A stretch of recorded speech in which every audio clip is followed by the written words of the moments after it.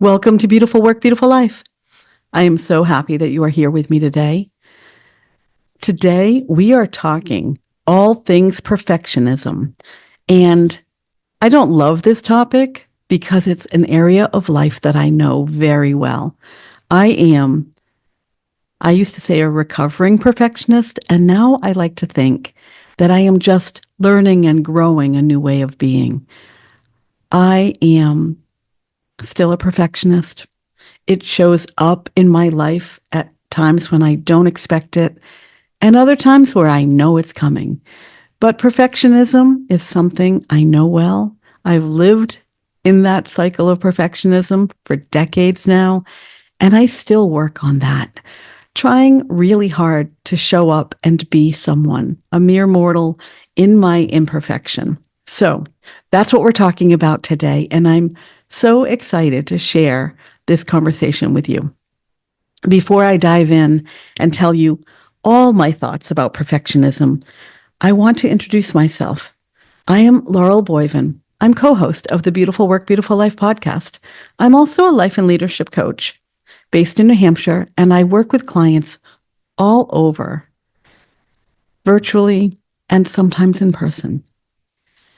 My podcast partner and co-host, Laurel Holland, she's not here with us today, but she'll be back in the coming weeks. Laurel is also a life coach and an author.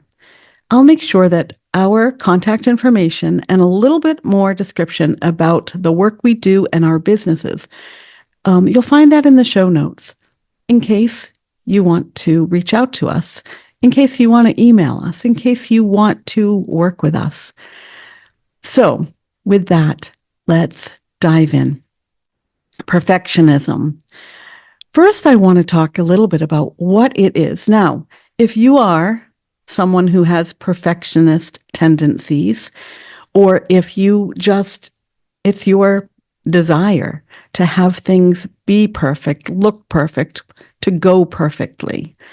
When you want life to play out perfectly, it usually is because we have a strong attachment to an outcome. And this perfectionism can be healthy if we are just striving to be our best, striving for greatness. But the unhealthy side of perfectionism shows up when we have this intense desire to be flawless, for everything to be perfect. And one of the problems with it, and I'll talk more about this, is perfectionism involves a focus and an intention and action to avoid mistakes and failure. You know, it also leads to self-criticism. We have extremely high expectations of ourselves and others and life in general. And this self-criticism comes up when we don't personally meet our expectations, when we can't be all that we are trying to be in an imperfect world, we do not allow ourselves to have flaws. I like to think about myself as a mere mortal, just a human being who is learning and growing and becoming, but I still want life to be perfect at times. So when we're striving for excellence, as I said, it can be a healthy quest, but we know when it's unhealthy because we suffer from unnecessary stress. You know, it limits our personal growth and it leads to dissatisfaction and burnout. Some of the traits or characteristics, if you will, of a perfectionist include unrealistically high standards, the fear of failure,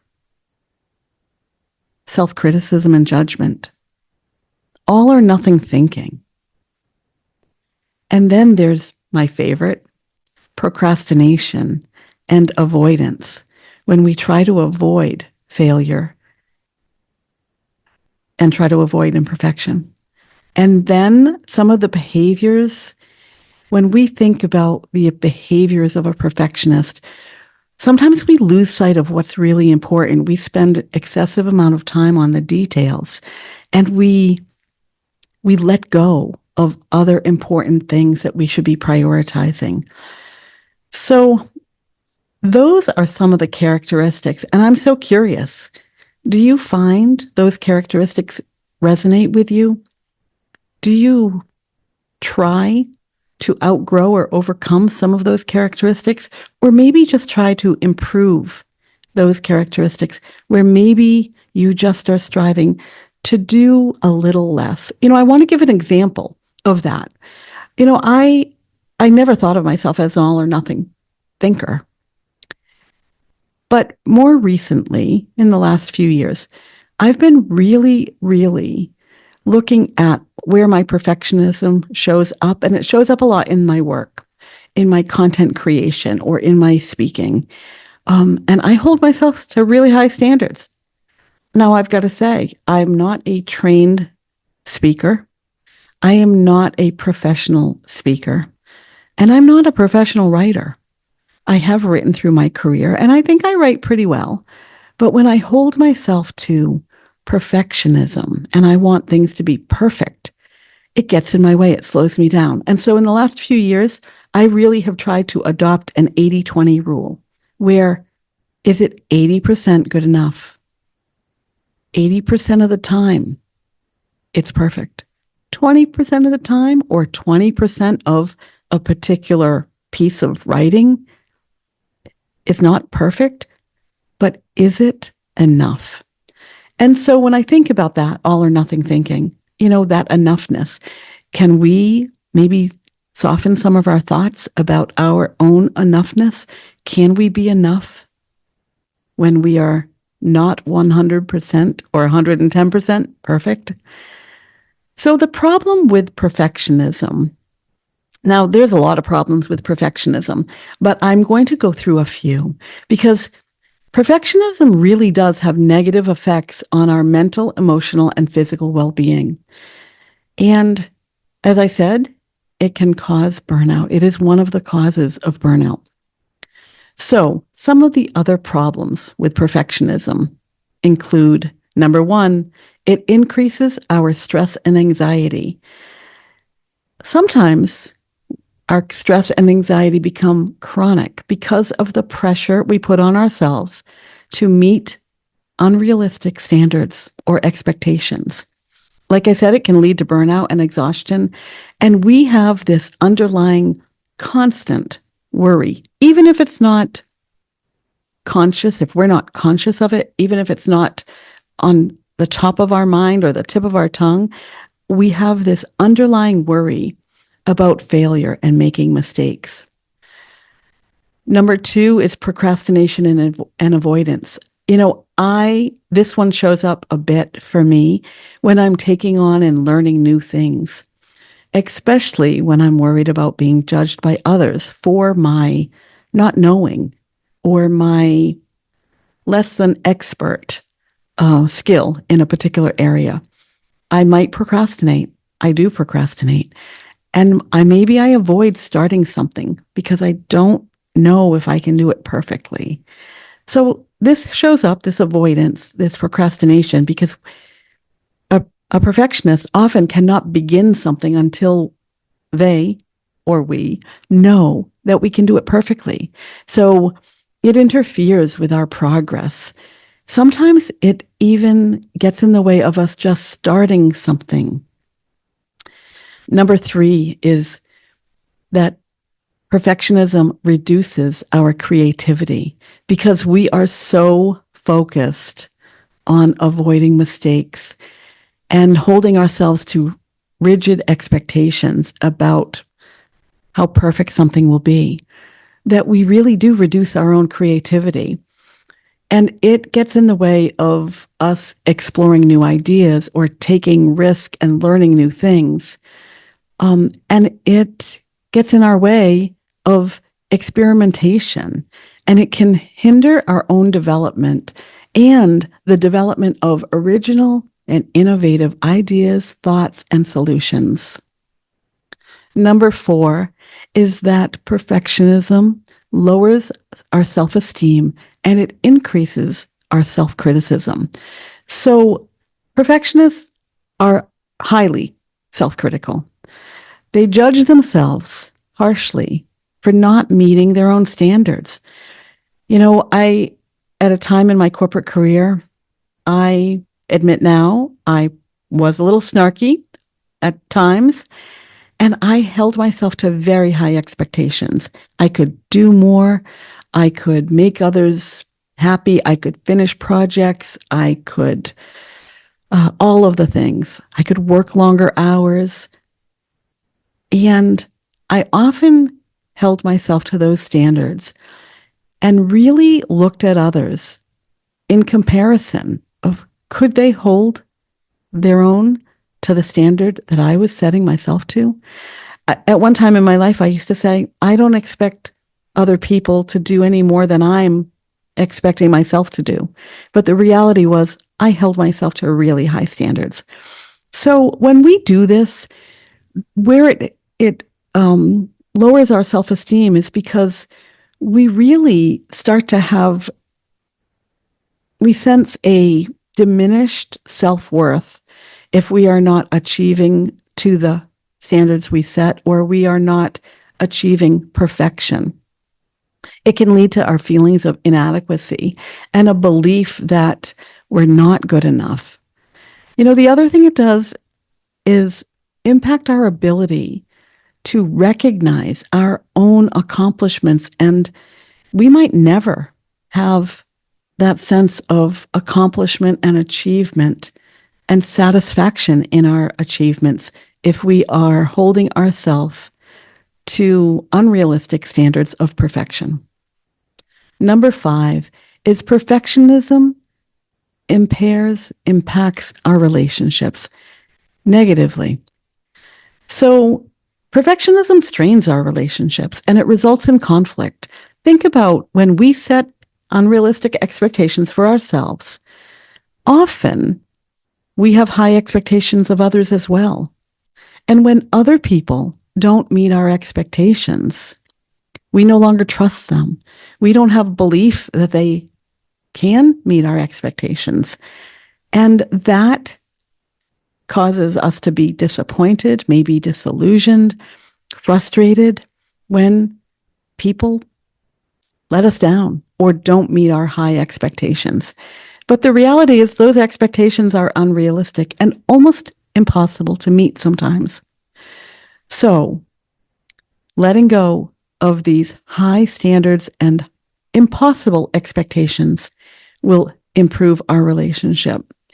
We will have less conflict with ourselves and others that we are in relationship with. Number 6 is perfectionism causes difficulty delegating. Now, how many of you have a hard time delegating? And this ties into, as I mentioned, trust of others, that they're not going to meet our expectations. It's not just distrust, but it's really fear. We have a fear that others can't do what we can do, right? So we maybe micromanage and we don't delegate and we take on too much. And this trait, this difficulty with delegation, this results in overfunctioning and overworking. And overfunctioning and overworking can lead to burnout. This tendency not to delegate, it increases our own stress and it decreases our overall productivity. We're not as efficient. So speaking of decreased productivity, that is number 7 that I have for you today. When I think about perfectionism leading to reduced productivity, it's really because we spend excessive amounts of time on the wrong things. We're paying attention to the minor details, getting everything perfect. We're refining and reworking and refining and reworking again and again. We do tasks so thoroughly and completely that it takes time away from things that we should be doing instead. So we could be more efficient and more productive if we allowed some imperfection in our work. Number 8 is the fear of failure. Perfectionism, which we talked about the the tie to procrastination and avoidance, that all is, there's threads there to this fear of failure. So perfectionism often is because we're afraid of failure. We don't want to let others down. We don't want others to judge us. So this fear of failure can prevent us from taking risk, as I mentioned, or trying new things and learning from our mistakes. How many times have you learned through failure? I like to think about research, laboratory research, any research, that in research, things are not perfect. Things don't succeed the first time. We need, for good research, we need repetitive failure in order to learn from that research, to improve the outcomes. So letting your fear of failure, maybe making peace with your fear of failure so that you can learn and grow. Number 9 is that perfectionism can lead to some health issues. Now, I mentioned chronic stress and anxiety and burnout. Well, those things, those physical things, can lead to health problems such as insomnia, headaches, digestive issues, maybe muscle aches, maybe tightness in your neck, and a weakened immune system. So when you think about perfectionism, are you willing to have health issues because you're not willing to show up imperfectly? Something to think about. And number 10 is this difficulty. Perfectionism leads to difficulty finding satisfaction or contentment. Now, I mentioned this, feeling dissatisfied or not being able to see your accomplishments or achievements, not being able to even celebrate or enjoy your hard work and achievements because you're so focused on perfection that you don't see the achievement and the accomplishment of getting things done. So there's more focus here on what's wrong or what you could improve rather than appreciating your efforts or the progress that you've made. One of my favorite stories, this is true, by the way, when I was young, just out of college and moved to a new city, I had decided I was going to take a knitting class, and to fill my evenings and maybe meet new people. So I bought some beautiful, expensive wool yarn and all the things I needed to make a sweater. It was an ambitious project for my first knitting class, but I learned to knit. And when I got to the point of knitting an arm on this beautiful sweater, I finished the arm and then I finished the second arm. Well, wouldn't you know, the second arm was more perfect than the first. So I ripped out that first arm, took all the yarn out, and re-knit that arm. And I then looked, and that third arm that I knit was better than the second one. And I ripped out the second one and re-knit. Well, I did this time and time again because, as you might expect, as you knit more, your skill is better. And so each arm I knit was better than the last one. I kept that unfinished sweater for 10 years. I never finished it. And finally, I got to a point where I realized my quest for perfection in knitting was ridiculous. I ripped out that yarn and gave it away. So, do you have difficulty finding satisfaction or contentment? Do you have difficulty as you are learning and improving because you don't see the progress you're making? I could have looked at that one-arm sweater and thought, I am making so much progress. Every arm is better than the last, but I didn't. I was looking at it as what it wasn't.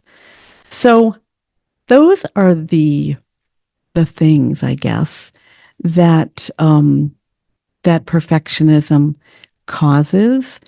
That gives you kind of a summary of why perfectionism is a problem. So let me give you a few tips on how to overcome perfectionism, or at least how to begin working to lessen your need for perfection. It takes time and practice. And another word I love to think about or use is grace. You need to give yourself grace, give yourself time and grace. So, number one tip that I have for you to lessen the perfectionism in your life is challenge your unrealistic standards. Can you reevaluate or at least be aware of your expectations of yourself? Ask yourself, are your expectations truly achievable or are they necessary? Can you set more realistic expectations? Can you have more flexible goals or outcomes that you're working towards and allow room for mistakes and growth? And I'm going to say, challenge your unrealistic expectations or standards that you also hold other people to. Number two is embracing imperfection. Can you accept that perfection is not real, that it's an illusion? Can you understand mistakes, or at least consider mistakes as part of your learning and growing process, and that they're essential in our becoming? Can you strive for good enough, like my 80-20 rule, rather than perfect? Tip number three is practice self-compassion. This is where grace comes into play. Giving yourself grace is the ultimate self-compassion. Be kind to yourself when things don't go as planned.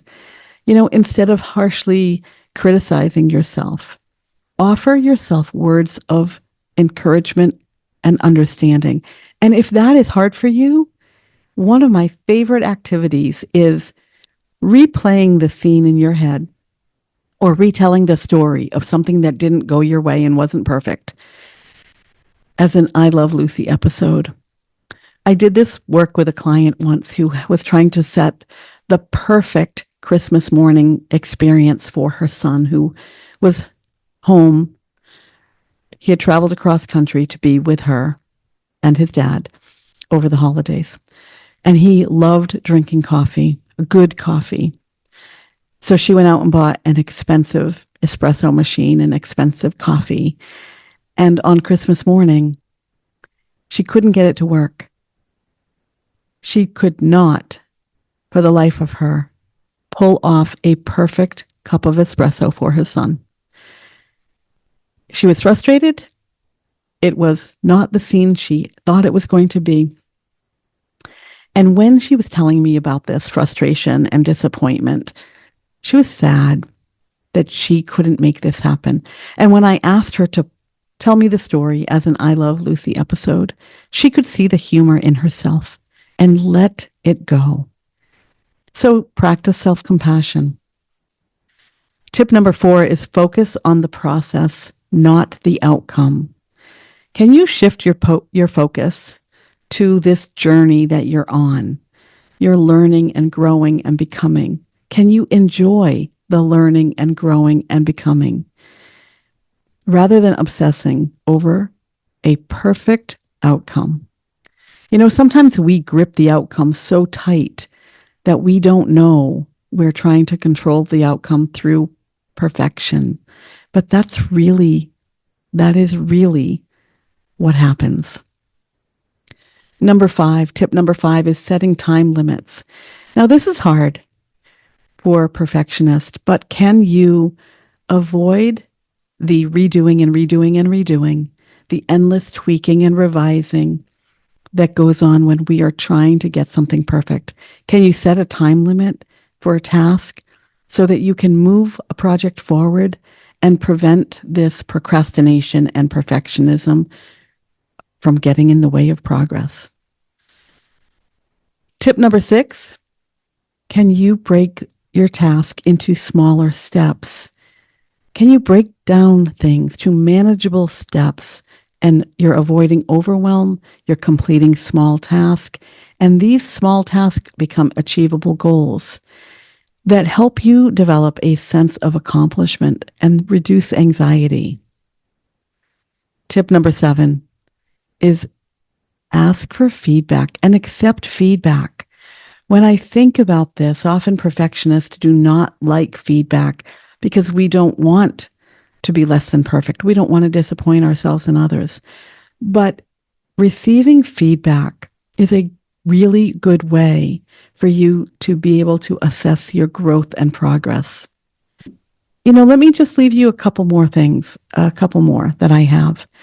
And this one ties into celebrating your progress, right? So can you celebrate your progress and let go of the perfection? One of the ways that we can do that is practicing mindfulness. Now, I've talked about mindfulness before in other episodes. It's something that Laurel and I really practice, and we know there are so many benefits. But the benefit of practicing mindfulness when it comes to overcoming perfectionism is that it helps you stay grounded in the moment, and it reduces our tendency to overthink and strive for unattainable standards or impossible standards. And then the last one I'm going to leave you with a tip, I guess this would be number 10, is challenge your negative self-talk. Pay attention to your inner dialogue. Catch yourself in how you're speaking to yourself, or even how you're thinking. Are you thinking in all and nothing terms? Can you replace those thoughts with more balanced thoughts? So that's it. That is what I have for you today. Again, I hope that you found this conversation helpful. If you are working to let go or lessen your perfectionism, know that Laurel and I are here to help you. Sometimes working with someone else can help you treat yourself kinder, give yourself grace, find humor in yourself, and really do the hard work of taking time and being patient with yourself in your learning and growing. Thank you again for being with me today. I appreciate you and the time that you take to learn and grow and become your new and improved imperfect self. Be well, have a great day, and I'll see you again.